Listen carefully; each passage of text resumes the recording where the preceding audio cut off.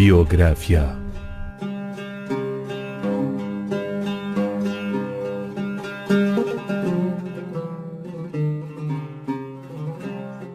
هەلبەستوانێک کورد یەژ ڕۆژاوای کوردستانê یوسفê Barazî bêbuhar di sala 1931 li gundê Tilcircê ji dayîk bû.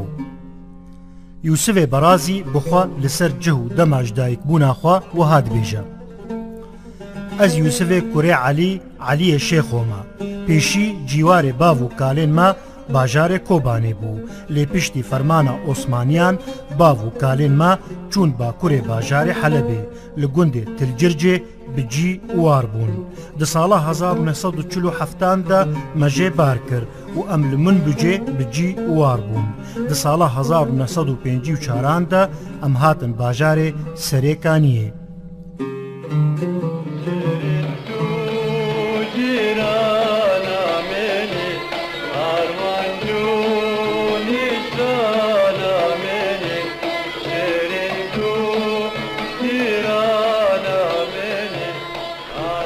Wê çaxê ji ber kul û derdên ku Yusufê Barazî û gelê Kurd di nav wan de derbas dibûn, Yusuf nasnavê bêbuhar dwarê nivîsandin û edebiyatê de bi kar tîne. Yusuf behsa serpêhatiya navê bêbuhar dike û wiha dibêje.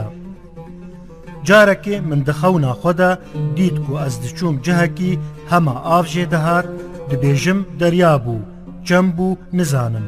Li wir min feqiyê teyran dît. Min silav dayê, silava min vegerand û gote min, tu kî? Min got ez Yusufê Barazî me. Gote min, na navê xwe bike bêbuhar. Min got çima ez benî, va dinya payîz e û wê buhar piştî zivistanê bê. Gote min navê xwe bike bêbuhar, ji ber hîn buhara me Kurdan nehatiye. Min yekser navê xwe kir bêbuhar.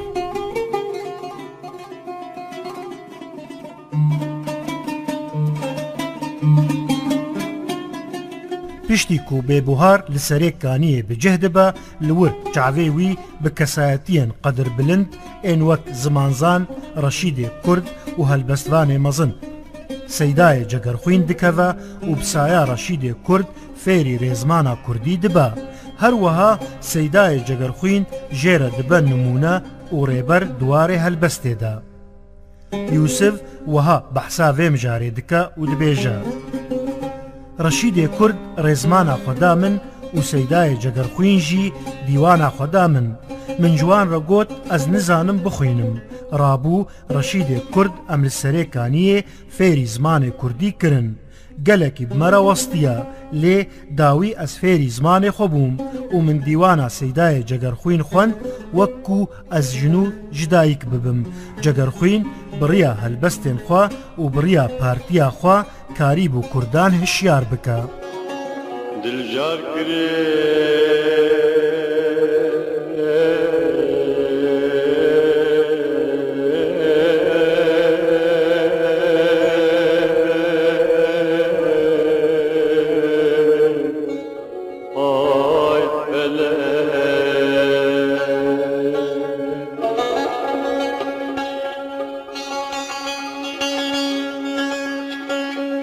bêbuhar hem bi dîwan û helbestên xwe û hem jî bi xebata xwe ya siyasî xizmeta doza gel û welatê xwe dike û gelek caran têgirtin.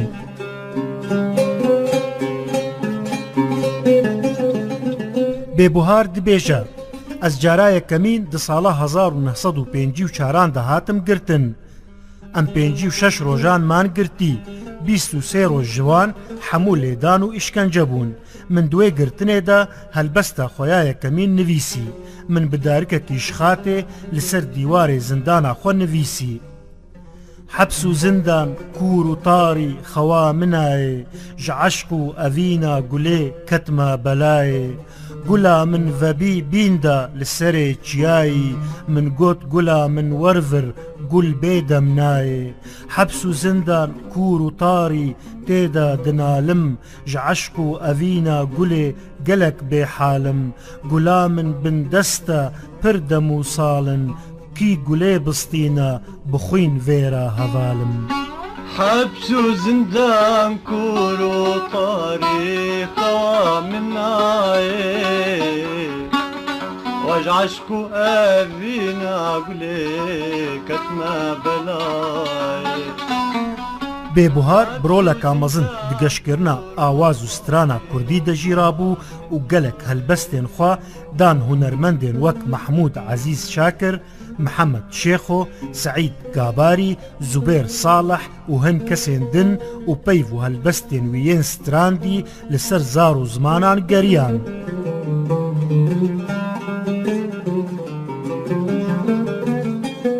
بێبوهار پێنج دیوانên چاپکری li pey xwehiştin bi navê Zindan, Bang, Raperîn, Serxwebûn û Pêşketin. Mixabin ji ber ku piraniya berhemên bêbuhar bi kwalîteyeka xirab û mişt xeletî hatine weşandin, bêbuhar di 15 meha yekê ya sala 2009 de کۆچا داوی کرد و li serê kaniyê hat veşartin. Di helbesta şehîd de bêbuhar wiha dibêje: Li dunyayê şehîd namrê tu carî, ji azadî re wî can kirî diyarî. Mirov karê çi tiş bê ew diyarkê, nikarê can bike her kes diyarî. Gotov nemrê tu car wê zad neşîn bê, şehîd nemrê gelê wî xweş nejîn bê. Kesê bindest bi sernezmî bijî ew, heya bimrê ewa wê dilbirîn bê. Kesê bindest bi saxîtî mirî ew, nezan hişî neyar ew ya kirî xew. Belê ew ya li dunyayê dijî sax, dijî ew wek rekeh têda dijî kew.